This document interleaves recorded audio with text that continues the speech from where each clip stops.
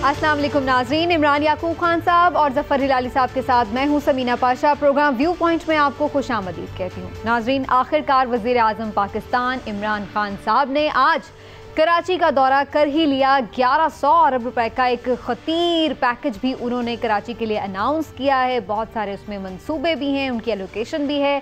जहां बहुत सी उम्मीदें बंधी हैं, वहीं पर बहुत से खदशात भी माजी के झरोकों से झांक रहे हैं। डर है कि कहीं पहले के पैकेजेस जैसा हाल ना हो, खदशा है कि कहीं फिर से सारा पैसा ज़ाया ना हो जाए। और इन्हीं तारीकियों में, मायूसियों में कहीं ना कहीं उम्मीद की एक मोहम सी फ़िज़ा भी है कि बहरहाल इंशाल्लाह कराची के लिए कुछ अच्छा हो जाए। तो आज प्रोग्राम में मेजरली हम जाहिर है कराची के इस पैकेज का ही पोस्टमार्टम करेंगे कि क्या होने जा रहा है, क्या सब अच्छा है, क्या तरीक़ाकार होगा इन मंसूबों पर अमल दरामद का और किस तरह से रकम को खर्च किया जाएगा। इस हवाले से खुसूसी गेस्ट भी आज हमारे साथ मौजूद होंगे। पाक से ज़मीन पार्टी के चेयरमैन मुस्तफ़ा कमाल साहब हमें थोड़ी देर में प्रोग्राम में ज्वाइन करेंगे। थोड़ा आगे बढ़ेंगे, कोशिश करेंगे कुछ वक्त निकाल सकें, इस हवाले से भी बात कर सकें कि आखिरकार अब ऑफिशियली PMLN ने अपना मौक़िफ़ दे दिया है कि साबिक़ वज़ीर आज़म नवाज शरीफ साहब फ़िलहाल वापस नहीं आ रहे बैरून मुल्क से। तो अगर वक्त बचा तो इस पर ज़रूर बात करेंगे, लेकिन जैसा कि मैंने कहा कि सबसे पहले कराची के हवाले से बात करना बड़ा ज़रूरी है। एक अहम दिन कराची की तारीख़ का, क्या वाकई तारीख़ी दिन बन पाएगा? जो पैकेज अनाउंस किया गया है, मैं थोड़ा सा आपके साथ उसके जो मुख्तलिफ मंदरजात हैं वो ज़रूर शेयर करना चाह रही हूँ। मजमूई तौर पर जनाब ये 1100 अरब रुपए का पैकेज है और कराची में पानी के लिए, सीवरेज सिस्टम के लिए, कचरे और ट्रांसपोर्ट के मसाइल को इसके ज़रिए हल किया जाएगा। जिसमें जो एलोकेशन की गई है मुख्तलिफ मनसूबों की, वाटर सप्लाई मनसूबे के लिए 92 अरब, सीवरेज ट्रीटमेंट के लिए 141 अरब, सॉलिड वेस्ट मैनेजमेंट नकासी आब के लिए 267 अरब रुपए मुख्तस किए गए हैं, जबकि सड़कों की बहाली, नई सड़कों की तामीर के लिए 41 अरब, मैस ट्रांजिट, रेल और रोड ट्रांसपोर्ट के लिए 572 अरब रुपए मुख्तस किए गए हैं। एक साल में पहला मरहला, जबकि 3 साल में दीगर तमाम मराहिल मुकम्मल कर लिए जाएंगे। तो इसको टाइम बाउंड भी किया गया है कि ये जो ट्रांसफॉर्मेशन प्लान है इसमें 3 साल पर अमल दरामद किया जाएगा और इस सिलसिले में एक कमेटी भी बना दी गई है जो कि सारे अमल दरामद का जायज़ा भी लेगी और इसके साथ साथ जो वफाक और सूबे की सवाल से कोऑर्डिनेशन है उसको भी देखेगी। ये जनाब सारी सूरत हाल है। अच्छी बात यह है कि सब मिलके बैठ गए हैं, लेकिन इससे कितनी उम्मीदें हैं आइए अब ज़रा ये जान लेते हैं। इमरान साहब, वैसे तो हमेशा आप कहते हैं कि उम्मीद रखनी चाहिए, लेकिन मैं तो ये सोची थी ये वो मुख्तलिफ पैकेजेस होते हैं ना, फ़ोन के भी होते हैं, बात करते करते बीच में ख़त्म हो जाते हैं तो ये कोई वो पैकेज तो नहीं साबित हो जाएगा, खुदा न खास्ता ये एक अच्छा पैकेज जो है इस पर इम्प्लीमेंटेशन भी होगा। क्या उम्मीद है आपकी? बिस्मिल्लाहिर्रहमानिर्रहीम। बात वही है जो मैं हमेशा कहता हूँ कि उम्मीद हमेशा अच्छे की रखनी चाहिए और हमें भी ये उम्मीद रखनी चाहिए कि इस दफ़ा माजी की तरह नहीं होगा, बल्कि इस दफ़ा सिंध हुकूमत और वफाकी हुकूमत दोनों मिलके कराची की मुश्किलात और कराची वालों की मुश्किलात दूर करने के लिए कोशिश करेंगे। लेकिन यहाँ मुझे जो खदशात हैं वो ये हैं कि पिछले अगर आप देखें तकरीबन 5 सालों में कराची के लिए तकरीबन 5 ही पैकेज अनाउंस किए गए हैं। वैसे तो अगर माजी में चला जाऊँ तो लंबी कहानी है, लेकिन सिर्फ 5 सालों में तीनों बड़ी हुकूमतों की तरफ से अगर आप देखें, पीपल्स पार्टी की तरफ से 2015 में कराची के लिए 150 अरब रुपए का पैकेज आया। वज़ीर आज़म इमरान जब थे नवाज शरीफ, उनके दौर में फरवरी 2016 में लियारी एक्सप्रेस वे, सलकर रोड, ग्रीन लाइन बस और पता नहीं क्या क्या एक नया पैकेज वो आया। फिर अगस्त 2017 में मुस्लिम लीग नून के दौर में शाहिद खान अब्बासी ने 25 अरब का पैकेज दिया।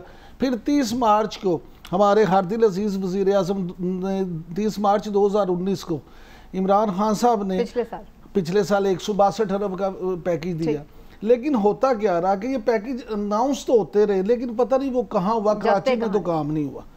अब 2 चीज़ें अगर आप पहले हम गुडी गुडी कर लें तो गुडी ये है कि ये बड़ी अच्छी बात है कि कमेटी भी बन गई है और कराची की जो सिंध की सूबाई हुकूमत है और वफाकी हुकूमत दोनों इस पे ऑन बोर्ड है। अगरचे कुछ वाकफान हाल का ये भी कहना है कि दोनों बादल नहास्ता इकट्ठे थे और एक दूसरे को के साथ बिठाया था किसी ने जबरदस्ती। बस वो ऐसे ही लग रहा था कि जैसे वजीर आजम और वजीर आला जैसे वो होता ना जबरदस्ती की शादी नांद और भाभी को जबरदस्ती सुलह करा करू के बिठा दिया। और लेकिन बात यह है कि मैं यहाँ ये भी ज़रूरी समझता हूँ कि एक ऐसा डंडा ज़रूर होना चाहिए जो इस जो टाइम लाइन है उस पर अमल करवा सके और वाकई ये पैसे कराची पे खर्च भी हो सके। अभी हम मजीद भी इसमें डिटेल में बात करते हैं बिल्कुल, लेकिन मैं हिलाली साहब का भी मौक़िफ़ ज़रूर लेना चाह रही हूँ क्योंकि हिलाली साहब कल बहुत परेशान थे, बड़े जज्बाती भी थे। हिलाली साहब 1100 अरब काफ़ी हैं आपके ख्याल से? जो वज़ीर आज़म साहब ने अनाउंस किए हैं, आपके मसले हल हो जाएंगे इससे कराची के? इस 1100 में सबसे बड़ा चंक जो है, हिस्सा जो है, वो है सर्कुलर रेलवे का। सर्कुलर रेलवे 570 है, आपने कुछ कहा था, ऐसा कुछ है जी। इसमें रोड ट्रांसपोर्ट और मास ट्रांजिट रेल, इसके बारे में सुन रहे हैं। हाँ, वही रोड ट्रांसपोर्ट के मतलब चीन जो है वो कह रहा है आपको कि हम आपको बसेस देने के लिए, ग्रीन लाइन के बसेस देने के लिए तैयार हैं। हम आपको कैरेजेस ट्रेन के देने के लिए इंजन समेत उससे भी हम तैयार हैं। आप ऐसा करें, सिंध प्रोविंशियल गवर्नमेंट को कहा गया है कि आप वो पैसे निकालें जो ये सर्कुलर रेलवे के रास्ते हैं उनको आप साफ करें और उधर जो लोग बैठे हुए हैं और जो रह रहे हैं उनको आप निकालें। तो ये है एक स्कीम जो आधा से ज़्यादा, ऑलमोस्ट हाफ जो है ये पूरे स्कीम का पोर्शन है। तो ये एक अच्छी बात है, खुदा करे कि इस पे हो। मगर समीना, अगर मैं शुरू में आपको ये कहूँ कि इमरान खान साहब कराची को he is the last man to arrive, माने जो हमारे बड़े लोग हैं आखिरी आदमी वो थे। इससे पहले leader of the opposition, provincial government तो है ही है उधर, और आर्मी चीफ भी हो चुके थे। उसके बाद ये आए। इनका मैं ये सिर्फ पूछना चाहता हूँ कि एक सूबा जो आपको एक गवर्नर दिया है, 2 वज़ीर दिए हैं, 30 MPAs दिए हैं और 14 MNAs दिए हैं, और क्या आप इससे पहले नहीं आ सके? और जब आप आए, फाइनली जब आप आए, और कप्तान जो होता है जब टीम क्राइसिस में होती है तो कप्तान कहता है मैं जाके बैट करूं, ये नहीं कि 11th मैन को बुलाते हैं और कहते हैं तुम जाके बैट करो। और जब वो आया तो यार खुदा के लिए, मैं तो मशवरा मेरा ये है, शायद आप बड़े बिज़ी हैं, कुछ लोगों को मिलते, कुछ वो गरीब लोगों को जाके अपना चेहरा दिखाते, कुछ उनसे सिंपथाइज़ करते, वो कुछ नहीं किया। बहरहाल फिर भी मैं कहता हूँ आई एम वेरी हैप्पी ही केम, और बड़ी अच्छी बात है कि ये पैकेज लॉन्च हो गई है। अगर मैं आगे थोड़ा सा, अगर आप मुझे इजाज़त दें मैं जा सकूं, मैं ये कहना चाहता हूं हमें 2 चीज़ से एहतियात करना चाहिए, 2 थिंग्स। एक जो शायद कुछ लोगों को अच्छा ना लगे, और वो ये है कि आपने बग़ैर टेंडरिंग आपने पूरे कॉन्ट्रैक्ट्स, नाला के, क्लेanलीनेस के और क्या कुछ रोड्स के भी आप कह रही हैं, अलॉट कर दिया है NDMA को और FWO को। अब मैं आपको ये बताना चाहता हूँ, तो इसका मतलब ये है कि इनके रेट्स आपको एक्सेप्ट करने पड़ेंगे, जो भी इनके रेट्स हैं। मैं नहीं कहता कि वो ज़्यादा मांगेंगे, मगर मैं ये ज़रूर ये कहता हूँ कि जब आप विदाउट टेंडरिंग कभी किसी चीज़ को दे देते हैं, कंपटीशन नहीं होता है, तो उधर लगता ऐसा है उन लोगों को जिसको आपने कॉन्ट्रैक्ट दिया है, थोड़ी सी डिटेल आएगी मजीद तो हिलाली साहब फिर ज़्यादा पता चल सकेगा। मैं यहाँ पे थोड़ा सा आपको होल्ड ऑन कहूँगी कि आप करें हमारे साथ, इसलिए कि मुस्तफ़ा कमाल साहब भी हमारे साथ ज्वाइन कर चुके हैं, तो मैं चाह रही हूँ कि मैं उन्हें भी शामिल करूँ और जो एक इनिशियल उनका भी पॉइंट ऑफ व्यू है इस पैकेज के हवाले से वो भी जानना बड़ा ज़रूरी है। मुस्तफ़ा कमाल साहब, शुक्रिया आपके वक्त का, आपने पहले भी वक्त दिया और बड़ा सैर हासिल आपने गुफ्तगू की थी उस वक्त भी कराची के मसाइल के हवाले से। अब मसाइल पर तो उस वक्त बात हुई, अब ज़रा हम हल की तरफ आ गए हैं, क्योंकि खान साहब ने आज जो पैकेज दिया है वो कह रहे हैं कि इससे मसाइल हल होंगे काफ़ी हद तक। आपकी क्या उम्मीद है, इतने पैसों से मसाइल हल हो जाएंगे? आपने तो काम क्योंकि अपने हाथ से भी पैसे खर्च किए हैं, तो आपको क्या लग रहा है कि इतने पैसे काफ़ी हैं या ये कोई कमी बेशी हो जाएगी? देखिए, कराची का मसला जो है वो पैसा नहीं था। पैसा जो है उसकी लिस्ट जो है वो उसको बड़ी नीचे आती है। अगर प्रायोरिटी लिस्ट अगर आप बनाएं तो पैसे और उसकी जो रिक्वायरमेंट है उसकी लिस्ट बहुत, उसका नंबर बहुत नीचे आता है लिस्ट में। कराची का जो सबसे बड़ा मसला है वो इंतज़ामी खुद मुख्तारी है। कराची की इंतज़ामी खुद मुख्तारी है, जो सूबाई खुद मुख्तारी के नाम पर 18वीं तरमीम के बाद जो वफाक से सूबों को खुद मुख्तारी, सूबाई खुद मुख्तारी मिली है, उससे सूबे का वज़ीर आला से खुद मुख्तार हो गया है और वो डिक्टेटर बन गए हैं और वो नीचे खुद मुख्तारी नहीं दे रहे। इसी वजह से ये सारा क्राइसिस है, ये है इशू, प्रॉब्लम। अब इसका हल ये है कि भाई वज़ीर आला खुद से तो खुद मुख्तारी देंगे नहीं, तो किसी को आकर उनको ये कहना है कि भाई ये मुल्क जो है वो एक निज़ाम के तहत चलता है, ये कोई बादशाहत नहीं है, तो आप बराए मेहरबानी जो खुद मुख्तारी आपको मिली हुई है सूबाई खुद मुख्तारी के नाम पर, उसकी डेफिनेशन ये है कि सूबे के शहर भी खुद मुख्तार हों, सूबे के डिस्ट्रिक्ट भी खुद मुख्तार हों, सूबे की यूनियन काउंसिल भी खुद मुख्तार हो। अभी तो आपने अपने ऑफिस को खुद मुख्तार कर लिया है, एक बात। दूसरी बात ये कि आपको जो पैसा मिलता है सूबे के लोगों के नाम पर, वो पैसा आपने अपनी ज़ात के पैसे समझ लिए हैं। वो पैसा आप कहते हैं कि हमारी मर्जी, हम जिस डिस्ट्रिक्ट को चाहें दें, जितना चाहें दें, जिसको ना चाहें ना दें। ये चाहत अपनी कोई नहीं होती। वज़ीर आज़म पाकिस्तान भी कल कोई कह सकता है कि भाई NFC अवार्ड में नहीं दे रहा, जिस सूबे को मेरा दिल चाहेगा मैं पैसे दूंगा, जिसको नहीं दिल चाहेगा नहीं दूंगा। तो आपका इस्लाम खतरे में पड़ जाएगा, आपकी जमहूरियत खतरे में पड़ जाएगी, आपका पाकिस्तान खतरे में पड़ जाएगा। सेम वही काम आप कर रहे हैं यहाँ पर कि आप पैसे लेकर यहाँ पर कहते हैं कि भाई हम आगे डिस्ट्रीब्यूट अपनी मर्जी से करेंगे। अपनी मर्जी नहीं होनी चाहिए। जिस तरह से NFC अवार्ड मिलता है उसी तरह से प्रोविंशियल फाइनेंस कमीशन का अवार्ड होना चाहिए। डिस्ट्रिक्ट को उसके पैसे मिलने चाहिए। आपका क्या खर्चा है मुस्तफा कमाल साहब? ये पैसे जाया हो जाएंगे, करप्शन की नजर हो जाएंगे, नहीं इन पे ये सही जगह पे नहीं लगेंगे, ये आपका खर्चा है? देखिए अभी तो ये ऐलान है, अभी तो ये ऐलान है 1100 अरब रुपए कब मिले, इसके लिए कोई प्रोजेक्ट कंसीव होगा ना। जो सरकार के पैसे 1 रुपए हो या 1000 अरब रुपए हो, वो वैसे ही किसी के बैंक अकाउंट में नहीं डाल दिए जाते। वो जब भी वफाक से रिलीज होंगे पैसे या सूबे से रिलीज होंगे, वो किसी प्रोजेक्ट के अगेंस्ट रिलीज होंगे। तो क्या वो प्रोजेक्ट्स कंसीव हो गए या वो प्रोजेक्ट जो है वो अप्रूव हो गए, उसकी अप्रूवल के बाद होंगे ना वो प्रोजेक्ट। प्रोविंशियल गवर्नमेंट अप्रूव करेगी, फेडरल गवर्नमेंट से अगर पैसे आने फिर वहां से वो एक्नेक में जाएगा, CDWP होगी।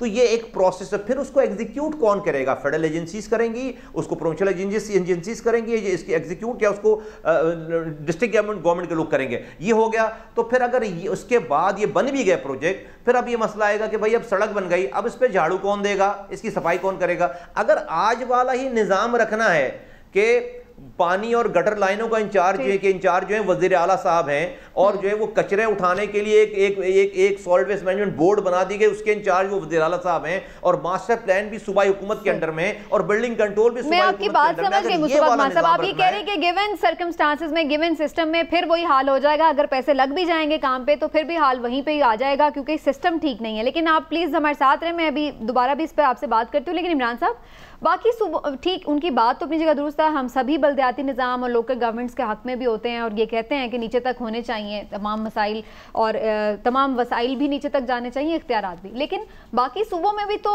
यही सिस्टम है फिलहाल। उस तरह से लोकल गवर्नमेंट्स बहुत स्ट्रॉन्ग नहीं है, लेकिन इसके बावजूद भी उतना बुरा हाल तो नहीं है जितना कराची का। इन्हीं सिस्टम्स में कुछ ना कुछ तो परफॉर्म किया है ये सूबाई हुकूमतों ने। आपको भी यही लग रहा है कि ये इतने ज़्यादा इबाम है इस पैकेज में, जैसे कि मुस्तफा कमाल साहब ने जिक्र किया? समीना, हर बड़े मुल्क में ना जब इतने बड़े शहर होते हैं ना, तो उनमें बहुत सारे मसाइल होते हैं। और मुस्तफा कमाल साहब हमारे दोस्त हैं, भाई हैं, मेरा तो उनसे एक ज़ाती ताल्लुक भी है। उन्होंने जो बातें की है ना, प्रिंसिपली मैं उनकी तमाम बातों से एग्री करता हूँ कि वाकई कराची जैसे मेट्रोपॉलिटन सिटी में जो मुकामी हुकूमत है, उसके बगैर चीज़ों को कंट्रोल करना और मैनेज करना नामुमकिन के करीब तर होता है। ठीक। लेकिन अब प्रॉब्लम ये नहीं है, मेरे नज़दीक इससे भी बड़ी एक प्रॉब्लम है। वो क्या? वो प्रॉब्लम ये है कि आपने आज पैकेज तो अनाउंस कर दिए, लेकिन उसमें क्या किया आपने? 1100 अरब रुपए के जो पैकेज किए हैं, पीपल्स पार्टी ये कहती है कि जनाब इसमें 800 अरब रुपए के तो पैकेज हमने परसों ही हमारे वज़ीर आला ने प्रेस कॉन्फ्रेंस करके अनाउंस कर दिए थे, तो वफाक अमलन तो 300 अरब रुपए दे रहा है। अच्छा, उसके बाद अगर आप देखें तो बहुत सारे मंसूबे ऐसे हैं इसमें जो 2006-7 के मंसूबे हैं। मिसाल नए प्रोजेक्ट्स नहीं है, बल्कि ऑलरेडी मैं उसी तरफ आ रहा हूँ। मिसाल के तौर पे आप मुझे बताएं, K4 एक कराची का बड़ा मशहूर मंसूबा है, वो 2007-8 में उसका नाम हुआ कि जी हम करेंगे। उसके बाद 2011 में एक्निक ने उसकी मंजूरी भी दे दी, और अब 25 अरब से शुरू होने वाला ये प्रोजेक्ट 60 अरब पे इसकी लागत चली गई, लेकिन अभी तक हुआ नहीं। वो भी इस पैकेज में शामिल है। इसी तरह से आप देखें ग्रेटर कराची सीवरेज प्लान, जिसको S3 भी कहा जाता है, 2007 में शुरू हुआ, लेकिन 2013 में इसका PC1 भी पास हो गया, लेकिन आज भी उस मंसूबे में शामिल है। तो अगर तो आपने इसी तरह से करना है कि मंसूबे होते जाएं और फिर उनकी लागत बढ़ती चली जाए, लेकिन वो मुकम्मल ना हो, बल्कि वो पैसे तो ये पैसे हैं फिर किसके 1100 अरब? सर यही तो इशू तो यही है समीना, ये इस वक्त कि वफाकी हुकूमत की तरफ से या पीपल्स पार्टी की तरफ से, दोनों की तरफ से ये वाजे नहीं किया जा रहा अभी तक। इबहाम जो है, जिसका अभी हल्का सा मुस्तफ़ा कमाल साहब ने जिक्र किया था, ये सबसे पहले चीज़ें इसलिए ज़रूरी हैं कि दोनों की तरफ से ये बताया जाए कि जनाब ये पैसे इस काम के लिए। फिर जो कमेटी बनी है उसको जितनी देर अब मकामी हुकूमत नहीं होती, मेयर नहीं होते आपके, उतनी देर तक उस कमेटी को आप फाल करें और उनके ऊपर डंडा जरूर हो जो ये मैनेज करे, जो ऑडिट करे कि आया जिस प्रोजेक्ट के लिए, जिस मंसूबे के लिए सही जगह पे लग रहे हैं पैसे। बिल्कुल ठीक है, इंश्योर करे इस चीज को। हिलाल साहब आप क्या कहना चाह रहे हैं? हिलाल साहब कुछ कहना चाह रहे हैं? देखिए, मैं पहले तो ये बिल्कुल मुस्तफ़ा कमाल से मैं एग्री करता हूँ कि ये सिस्टम जो है, क्या फ़ायदा ये सब करके अगर हमें पता नहीं है कि ये सिस्टम बेहतर होगा कि नहीं। इसलिए कि अगर यही सिस्टम है तो ये नहीं चलेगा, नंबर 1। दूसरी बात ये है, प्लीज़ अंडरस्टैंड कि ये जो सिस्टम है, जिधर चीफ मिनिस्टर साहब ने devolution of power under the 18th amendment अपने पास रोक लिया है, डिवॉल्व नहीं किया है, मैं समझता हूँ ये अनकॉन्स्टिट्यूशनल है। ये हमारा जो कॉन्स्टिट्यूशन चाहता था जिस किस्म की जमहूरियत हो, वो नहीं हो रहा है, इसलिए कि विदाउट लोकल गवर्नमेंट्स वो पूरा प्रोसेस कंप्लीट नहीं होता है। तो मेरे ख्याल में इस वक्त एक रेफरेंस जानी चाहिए सुप्रीम कोर्ट को, और इसका अगर इन फेवर ऑफ डिवोल्यूशन होगा तो फिर ये प्रोजेक्ट्स चल सकेंगे और लोकली पीपल की दिलचस्पी होगी। ये इस वक्त तो ये कुछ नहीं है। इस वक्त रीजन नाले गंदे हैं इज बिकॉज ये सिस्टम ठीक नहीं है। It is not only carelessness, neglect, मगर सिस्टम ठीक नहीं है। ठीक, सिस्टम ठीक नहीं है। मुस्तफ़ा कमाल साहब, सिस्टम तो ठीक नहीं है, लेकिन ये अब है कि टाइम बाउंड कर दिया गया है कि 3 साल में ये सारे प्रोजेक्ट्स कंप्लीट होंगे। आपकी सजेशंस क्या हैं इनको कंप्लीट करने के लिए, और आपके खदशात भी क्या हैं, ये भी बता दीजिए। देखिए, मेरी सबसे पहले तो दुआ है कि मैं लोगों को, अगर जो भी खुश हैं इन तमाम चीज़ों से, मैं उनको मायूस नहीं करना चाहता। मुझसे आप पूछ रही तो मैं बता रहा हूँ। मेरी सबसे पहले दुआ है कि अल्लाह ताला ये मिरेकल हो जाए और लोगों को आराम हो जाए, लोगों को सुकून हो जाए, पाकिस्तान में जिन लोगों ने बैठ कर ये फैसले किए हैं वो कामयाब हो जाएं। लेकिन देखिए, मैंने एक एडमिनिस्ट्रेशन चलाई है, मेरी हम्बल से सबमिशन है, हमारी हम्बल सी मेरी नॉलेज है, इन्फॉर्मेशन है, मेरी हम्बल सा मेरा एक जो है वो एक बैकग्राउंड और एक्सपीरियंस है। पैसे का खर्च होना सरकार के पास से, ये इतनी बड़ी जिसे कहते हैं कि मैनेजमेंट चाहिए होती है गवर्नमेंट के पैसे को खर्च करने के लिए। इतनी बड़ी साइंस है कि गवर्नमेंट के पैसे आपके पास पड़े रह जाएं और वो खर्च नहीं होते। अगर आप इनएफिशिएंट हैं, अगर जो है वो चेन ऑफ कमांड स्ट्रांग नहीं है, अगर आपके पास डिसीजन मेकिंग, अगर आप एक कदम आगे सोचने वाले बंदे नहीं हैं, तो आपके पास पैसे पड़े रह जाएंगे, आप खर्च नहीं कर पाएंगे। 3 सालों में 1100 अरब रुपए ये पैसे खर्ची उस वक्त होंगे जब प्रोजेक्ट चलेंगे। भाई आप किसी को वैसे एडवांस तो नहीं दे सकते ना, बांट सकते पैसे कि लो भाई ये 400 अरब रुपए तुम ले जाओ, 200 अरब रुपए तुम ले जाओ। वो तो प्रोजेक्ट के अगेंस्ट पेमेंट होगी, तो प्रोजेक्ट जब बनेंगे तो उसके बाद पेमेंट होगी। अब जो हमारे यहाँ बात, मुझे मेरे पास इंफॉर्मेशन करेक्ट नहीं है, लेकिन मैं तो मीडिया से और लोगों से सुनता हूं ये सारी बातें कि भाई कोई कमेटी फैसला करेगी। ये जो कमेटियों के से फैसले होकर क्या आज तक पाकिस्तान में कोई प्रोजेक्ट्स बने हैं, कोई चीज़ें गई हैं? ये एक दूसरे की को जिनका जहां पर पॉलिटिकल इंटरेस्ट हो, एक दूसरे से बात करने के लिए तैयार नहीं है। आज बड़े अरसे के बाद हमने देखा कि वज़ीर आज़म और वज़ीर आला 2 सालों के बाद हमें एक साथ प्रेस कॉन्फ्रेंस में नजर आए। मैं 2 सालों से चीख रहा हूं कि भाई वज़ीर आज़म आए और वज़ीर आला से बात करें। 2 सालों के बाद, इतनी तबाही बर्बादी के बाद आज वज़ीर आज़म और वज़ीर आला बैठे हैं, तो पता नहीं ये कमेटियां कैसे प्रोजेक्ट्स को एग्जीक्यूट कर पाएंगी और कैसे काम चलेगा सारा।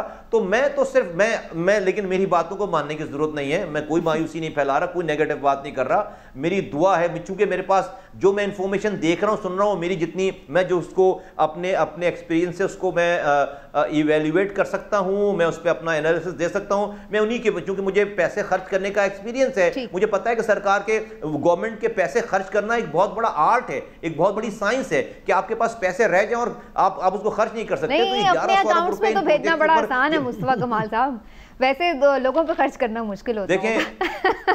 देखें अगर अपने अकाउंट्स में भेजने हैं तो फिर अल्लाह हाफिज़ है फिर।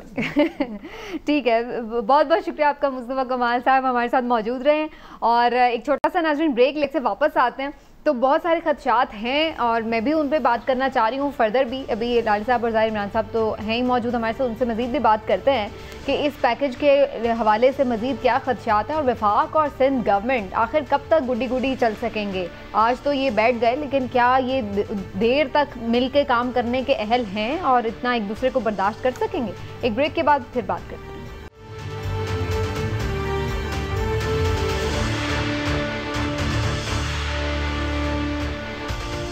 अभी तो अच्छी बात है कि सब मिल बैठे हैं, लेकिन ये दोस्ती, ये प्यार मोहब्बत कब तक चलेगा, ये जानना बड़ा ज़रूरी है। इमरान साहब, अक्सर ही हमने देखा है कोई मुआहदे हो जाएं, कोई एग्रीमेंट हो जाए, कोई प्लान बन जाए, उनकी स्याही नहीं अभी सूखती है और एक दूसरे के खिलाफ बयानबाजियाँ शुरू हो जाती हैं। तो अब की बार आपको क्या लग रहा है, ये चलें पैकेज भी अनाउंस हो गए, चलें कमेटी भी बन गई, लेकिन ये दोनों तरफ के जो वज़रा हैं और जो वो तोपों के धाने होते हैं, उन्हें कौन चुप कराएगा? देखें, अगर तो वफाक की तरफ से फंड्स मिलते रहे और वफाक को ये लगता रहा कि वाकई सिंध गवर्नमेंट जो है सिंसियर है और ये काम करने में मुखलिस है, तो फिर तो मैं समझता हूँ कि इस दफ़ा ये मामला हल हो जाएगा। क्योंकि अभी जो लाली साहब बात कर रहे थे ना, जिस पे उन्हें इतराज़ था कि FWO को और इनको क्यों NDMA को क्यों किया गया, तो माजी में आपको याद होगा पंजाब में ये तजर्बा बड़ा कामयाब रहा।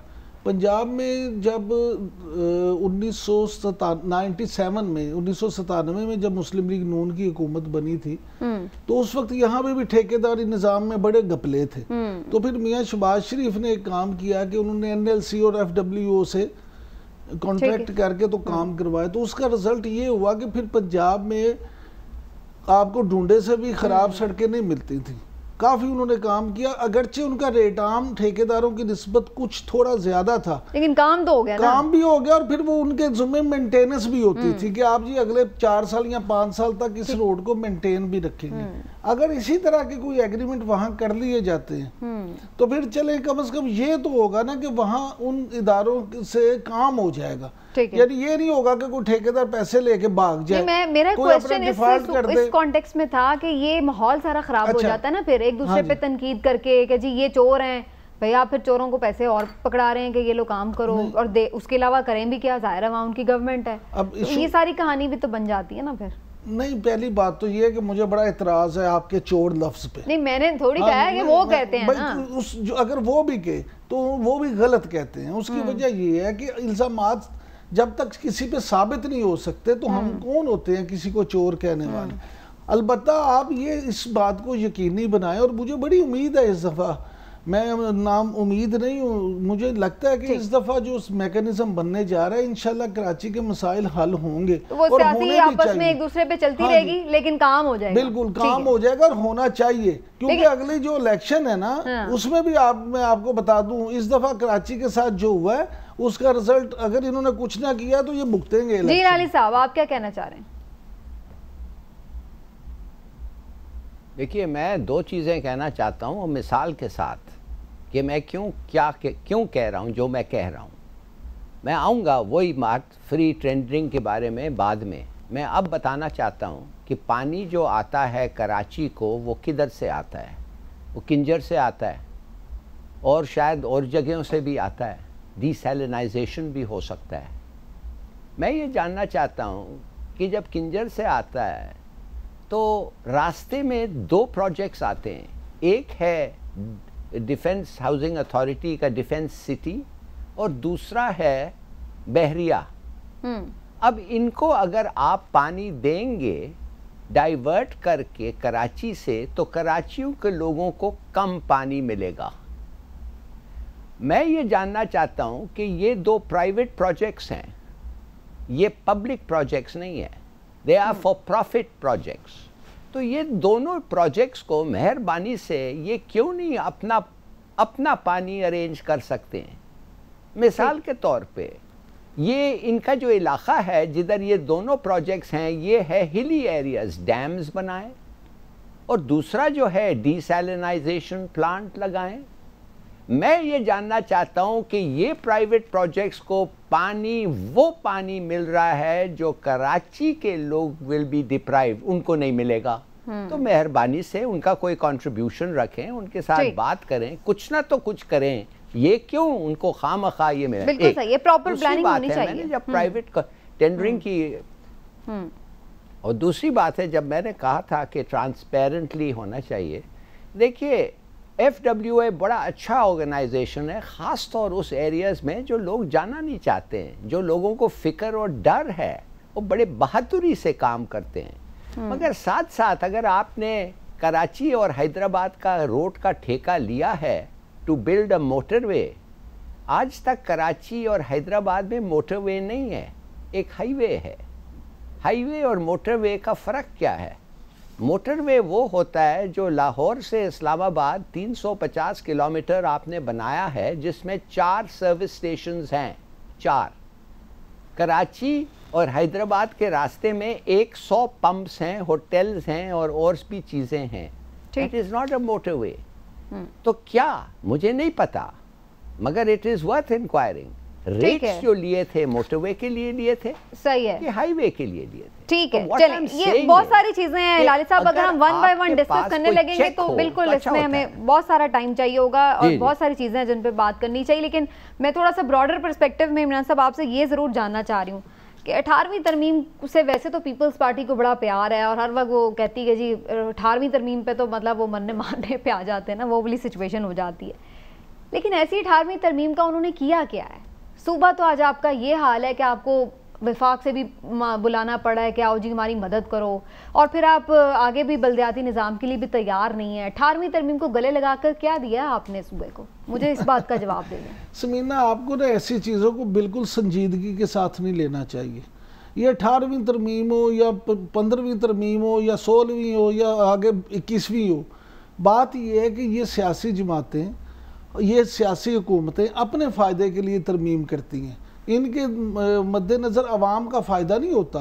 ये नहीं सोचते कि इन्होंने इसलिए करना है, ये देखती हैं कि हमें फ़ायदा किस में है। क्या हम ये कर देंगे तो हमारी कुर्सी मजबूत हो जाएगी? अगर हमारी कुर्सी मजबूत हो जाएगी तो ये तरमीम ज़रूर होनी चाहिए। तो आवाम को किस बात पे बेवकूफ बनाते हैं? मतलब आप या तो डिलीवर करें ना कि देखें जी ये मेरे पास इख्तियार आया, मैंने ये डिलीवर कर दिया। पाकिस्तान में 2 चीज़ें सबसे आसान है, बड़ी माजरत के साथ, लाली साहब बहुत माजरत के साथ, लेकिन पाकिस्तान में 2 चीज़ें बड़ी आसान है। आप 72 साल 73 साल तारीख देख लें।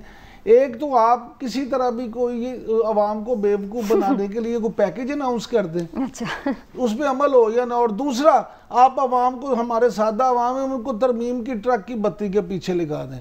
ये तरमीम होगी आपको इससे ये होगा, ये तरमीम होगी आपको उससे मैंने ये बात इसलिए जिक्र किया कि वफाक को भी इस पे इतराज़ है कि जी हम इसलिए उस वहाँ पे बहुत खुल के नहीं परफॉर्म कर पा रहे क्योंकि 18वीं तरमीम की वजह से हमारे पास उस तरह की वहाँ पे इख्तियारात नहीं है।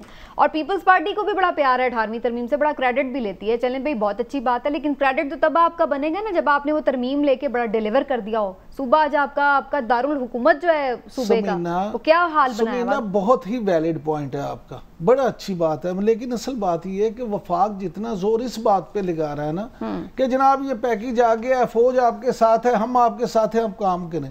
वफाक को चाहिए कि इससे इतना ही जोर इस बात पे लगा दे कि चले हम कराची से शुरू कर देते हैं, सबसे पहले बलदियाती इलेक्शन करवा लिए जाएं, मुकामी हुकूमतें बन जाए और उनके जरिए से फिर ये काम करवाए जाए ताकि ये काम प्रॉपर तरीके से हो सके। बिल्कुल सही है। चलें जी, इसी पॉइंट पर एक ब्रेक ले लेते हैं नाजरीन। ब्रेक से आते हैं तो बात करेंगे इस हवाले से भी कि आखिरकार PMLN ने ये डिसाइड कर लिया है कि मियाँ साहब वापस नहीं आ रहे हैं, इलाज उनका होगा, मुकम्मल सेहतयाबी होगी तो वो वापस आएंगे। लेकिन क्या कोर्ट इससे मुतमईन हो जाएगी या नहीं, और क्या वाकई कोई शीन लीग भी बनने जा रही है जैसे शेख साहब ने कहा है, बताएंगे आपको इस ब्रेक के बाद।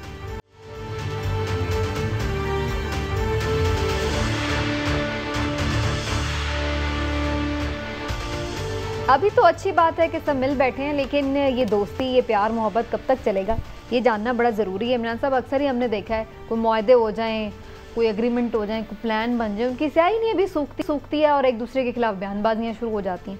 तो अब की बार आपको क्या लग रहा है, ये चलें पैकेज भी अनाउंस हो गए, चलें कमेटी भी बन गई, लेकिन ये दोनों तरफ के जो वज़रा हैं और जो वो तोपों के धाने होते हैं, उन्हें कौन चुप कराएगा?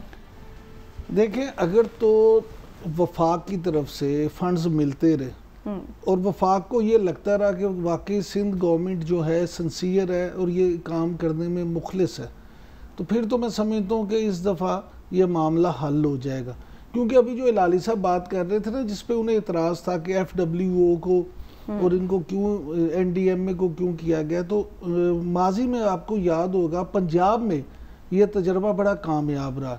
पंजाब में जब 1997 में जब मुस्लिम लीग नून की हुकूमत बनी थी, तो उस वक्त यहाँ पे भी ठेकेदारी निज़ाम में बड़े गपले थे। तो फिर मियाँ शहबाज शरीफ ने एक काम किया कि उन्होंने NLC और FWO से कॉन्ट्रैक्ट करके तो काम करवाया। तो उसका रिजल्ट ये हुआ कि फिर पंजाब में आपको ढूंढे से भी ख़राब सड़कें नहीं मिलती थी। काफ़ी उन्होंने काम किया, अगरचे उनका रेट आम ठेकेदारों की निस्बत कुछ थोड़ा ज़्यादा था, लेकिन काम तो हो गया, काम भी हो गया। और फिर वो उनके ज़िम्मे मेंटेनेंस भी होती थी कि आप जी अगले 4 साल या 5 साल तक इस रोड को मेंटेन भी रखेंगे।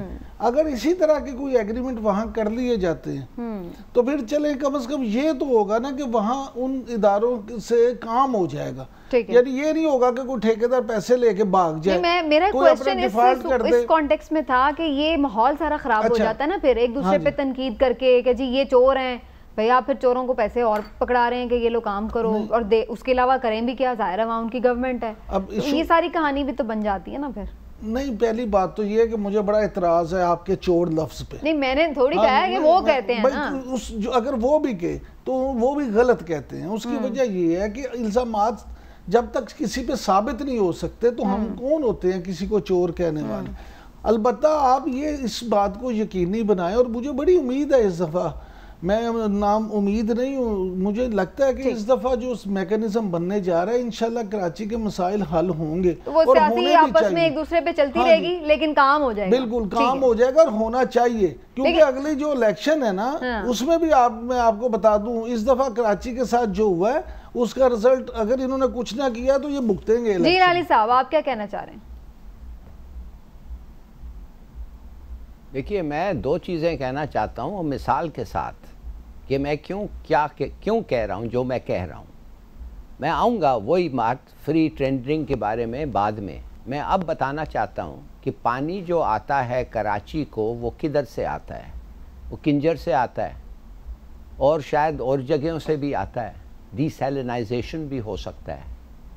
मैं ये जानना चाहता हूँ कि जब किंजर से आता है तो रास्ते में 2 प्रोजेक्ट्स आते हैं।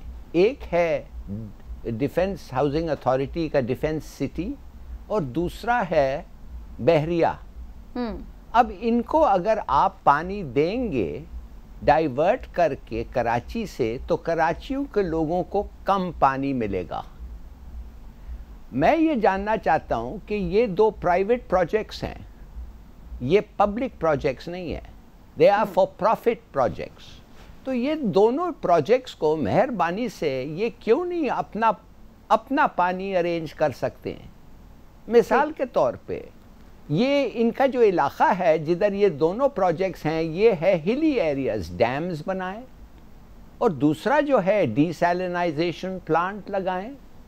मैं ये जानना चाहता हूँ कि ये प्राइवेट प्रोजेक्ट्स को वो पानी मिल रहा है जो कराची के लोग विल बी डिप्राइव्ड, उनको नहीं मिलेगा। तो मेहरबानी से उनका कोई कंट्रीब्यूशन रखें, उनके साथ बात करें, कुछ ना तो कुछ करें। ये क्यों उनको खामखा ये मिले। बिल्कुल सही है, प्रॉपर प्लानिंग होनी चाहिए। मैंने जब प्राइवेट टेंडरिंग की, और दूसरी बात है जब मैंने कहा था कि ट्रांसपेरेंटली होना चाहिए। देखिए, FWA बड़ा अच्छा ऑर्गेनाइजेशन है, ख़ास तौर उस एरियाज़ में जो लोग जाना नहीं चाहते हैं, जो लोगों को फ़िक्र और डर है, वो बड़े बहादुरी से काम करते हैं। मगर साथ साथ अगर आपने कराची और हैदराबाद का रोड का ठेका लिया है टू बिल्ड अ मोटरवे, आज तक कराची और हैदराबाद में मोटरवे नहीं है, एक हाईवे है। हाईवे और मोटरवे का फ़र्क क्या है? मोटरवे वो होता है जो लाहौर से इस्लामाबाद 350 किलोमीटर आपने बनाया है, जिसमें 4 सर्विस स्टेशंस हैं, 4। कराची और हैदराबाद के रास्ते में 100 पंप्स हैं, होटल्स हैं और भी चीज़ें हैं। It is not a motorway. तो क्या, मुझे नहीं पता, मगर it is worth enquiring. Rates जो लिए थे मोटरवे के लिए लिए थे, सही है, कि हाईवे के लिए लिए थे। ठीक है। चलिए, ये बहुत सारी चीजें हैं हिलाली साहब, अगर हम वन बाय वन डिस्कस करने लगेंगे तो बिल्कुल इसमें हमें बहुत सारा टाइम चाहिए होगा और बहुत सारी चीजें हैं जिन पे बात करनी चाहिए। लेकिन मैं थोड़ा सा ब्रॉडर पर्सपेक्टिव में इमरान साहब आपसे ये जरूर जानना चाह रही हूँ कि 18वीं तरमीम से वैसे तो पीपल्स पार्टी को बड़ा प्यार है और हर वक्त वो कहती है जी 18वीं तरमीम पे तो मतलब वो मरने मारने पे आ जाते हैं ना, वो वाली सिचुएशन हो जाती है। लेकिन ऐसी 18वीं तरमीम का उन्होंने किया क्या है? सुबह तो आज आपका ये हाल है कि आपको वफाक से भी बुलाना पड़ा है कि आओ जी हमारी मदद करो, और फिर आप आगे भी बलदियाती निज़ाम के लिए भी तैयार नहीं है। 18वीं तरमीम को गले लगाकर क्या दिया आपने सूबे को? मुझे इस बात का जवाब देना। समीना, आपको ना ऐसी चीज़ों को बिल्कुल संजीदगी के साथ नहीं लेना चाहिए। ये 18वीं तरमीम हो या 15वीं तरमीम हो या 16वीं हो या आगे 21वीं हो, बात यह है कि ये सियासी जमातें, ये सियासी हुकूमतें अपने फ़ायदे के लिए तरमीम करती हैं। इनके मद्देनज़र आवाम का फ़ायदा नहीं होता। ये नहीं सोचते कि इन्होंने इसलिए करना है, ये देखती हैं कि हमें फ़ायदा किस में है। क्या हम ये कर देंगे तो हमारी कुर्सी मजबूत हो जाएगी? अगर हमारी कुर्सी मजबूत हो जाएगी तो ये तरमीम ज़रूर होनी चाहिए। तो फिर आवाम को किस बात है बेवकूफ बनाते हैं? मतलब आप या तो डिलीवर करें ना कि देखें जी ये मेरे पास इख्तियार आया, मैंने ये डिलीवर कर दिया। पाकिस्तान में 2 चीज़ें सबसे आसान है, बड़ी माजरत के साथ हिलाली साहब, बहुत माजरत के साथ, लेकिन पाकिस्तान में 2 चीज़ें बड़ी आसान है। आप 72 साल 73 साल तारीख देख लें। एक तो आप किसी तरह भी कोई अवाम को बेवकूफ़ बनाने के लिए कोई पैकेज अनाउंस कर दें, अच्छा, उस पर अमल हो या ना। और दूसरा, आप अवाम को, हमारे सादा अवाम है उनको तरमीम की ट्रक की बत्ती के पीछे लगा दें। ये तरमीम होगी आपको इससे ये होगा, ये तरमीम होगी आपको उससे मैंने ये बात इसलिए जिक्र किया है कि वफाक को भी इस पे इतराज है कि जी हम इसलिए उस वहाँ पे बहुत खुल के नहीं परफॉर्म कर पा रहे क्योंकि 18वीं तरमीम की वजह से हमारे पास उस तरह की वहाँ पे इख्तियारात नहीं है। और पीपल्स पार्टी को भी बड़ा प्यार है 18वीं तरमीम से, बड़ा क्रेडिट भी लेती है। चलें भाई, बहुत अच्छी बात है, लेकिन क्रेडिट तो तब आपका बनेगा ना जब आपने वो तरमीम लेके बड़ा डिलीवर कर दिया हो। सूबा आज आपका दारुल हुकूमत जो है सूबे का, वो क्या हाल बनाया? बहुत ही वैलिड पॉइंट है आपका, बड़ा अच्छी बात है। लेकिन असल बात यह है कि वफाक जितना जोर इस बात पे लगा रहा है ना कि जनाब ये पैकेज आ गया है, फौज आपके साथ है, हम आपके साथ हैं, आप काम करें। वफाक को चाहिए कि इससे इतना ही जोर इस बात पे लगा दे कि चले हम कराची से शुरू कर देते हैं, सबसे पहले बलदियाती इलेक्शन करवा लिए जाएं, मुकामी हुकूमतें बन जाए और उनके जरिए से फिर ये काम करवाए जाए ताकि ये काम प्रॉपर तरीके से हो सके। बिल्कुल सही है। चलें जी, इसी पॉइंट पर एक ब्रेक ले लेते हैं नाजरीन। ब्रेक से आते हैं तो बात करेंगे इस हवाले से भी कि आखिरकार PMLN ने ये डिसाइड कर लिया है कि मियाँ साहब वापस नहीं आ रहे हैं, इलाज उनका होगा, मुकम्मल सेहतयाबी होगी तो वो वापस आएंगे। लेकिन क्या कोर्ट इससे मुतमईन हो जाएगी या नहीं, और क्या वाकई कोई शीन लीग भी बनने जा रही है जैसे शेख साहब ने कहा है, बताएंगे आपको इस ब्रेक के बाद।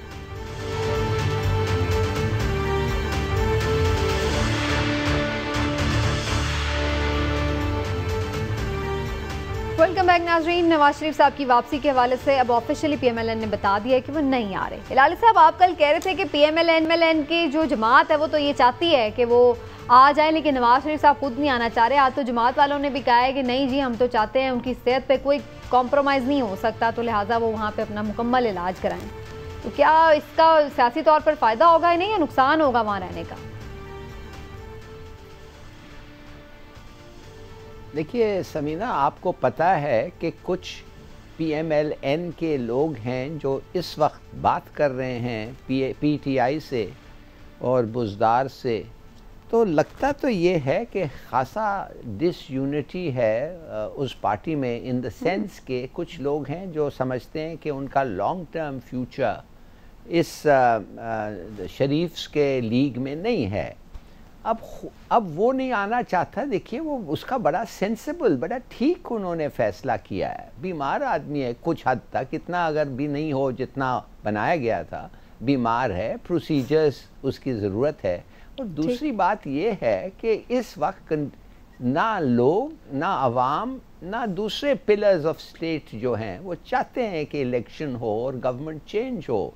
तो ये क्या करेगा? इधर आके जेल में टाइम गुजारेगा, किस लिए? कैंपेन तो नहीं कर सकता, ना शायद करना चाहिए उसको in the middle of Covid. तो मेरे ख्याल में एक बड़ा सेंसिबल फैसला है उसका। और अब दूसरी ये बात है कि अब गवर्नमेंट कहेगी कि वो एब्सकॉन्डर है तो ये वो सब करेंगे, मगर मेरे ख्याल में इट्स अ गुड डिसीजन। आपके ख्याल से सही फैसला है, ठीक है। इमरान साहब ने तो कल ही ये बात कह दी थी, लेकिन इमरान साहब इस बात पे आप क्या कमेंट करेंगे? जो हिलाली साहब ने भी बात की है कि कुछ ऐसा लग रहा है कि इनके आपस में भी कुछ यूनिटी कम है, और शेख साहब भी ये कह रहे हैं कि शीन लीग बनने वाली है। शेख रशीद साहब ने जो कहा है ना, मैं कहता हूँ कई दफा कि उन्हें फुलझड़ियाँ छोड़ने की आदत है। कोई इनमें आपस में जो है ना बिल्कुल भी इस तरह के इख्तलाफ नहीं है कि पार्टियां अलग होने जा रही हैं, नंबर एक। नंबर दो, सुन लें बात जो लाली साहब अभी फरमा रहे थे ना, 2 साल हो गए हैं, उनका एक एमपी भी नहीं टूट सका। हालांकि यही वो मुस्लिम लीग नून थी। आपको याद होगा कि जब परवेज मुशर्रफ का कू हुआ था तो उसमें क्या इसके हाल हुए थे, कोई आधी काफ लीग बन गई थी और आधे छोटे छोटे ग्रुप बन गए थे। मैं नहीं समझता कि इसमें कोई है चीज़ है। ये इस दफ़ा इनकी बड़ी खुशकिस्मती है कि नून लीग जो है वो उसी तरह से है जिसका अल्टीमेटली उन्हें ये फायदा हुआ है। मुस्लिम लीग नून का एक बंदा भी ये अलग नहीं उनसे कर सके। बाकी रह गई सीएम से मुलाकात, तो वो एमपीएस अपने मफाद के लिए, अपने कामों के लिए मिलते रहते हैं। ठीक है, लेकिन उसका मतलब ये नहीं कि कुछ छोड़ के जा रहा है। चलें जी, इलाही साहब वक्त हो गया, वरना आपका कमेंट जरूर लेते, कुछ कहना चाहते हैं इलाही साहब, लेकिन बहरहाल आने वाले दिनों में भी इस हवाले से बातचीत होती रहेगी। नाज़रीन, आज के शो का वक्त खत्म हुआ। अपना फीडबैक दीजिएगा, कल इंशाल्लाह आपसे फिर मुलाकात होगी। इजाज़त दीजिए, अल्लाह।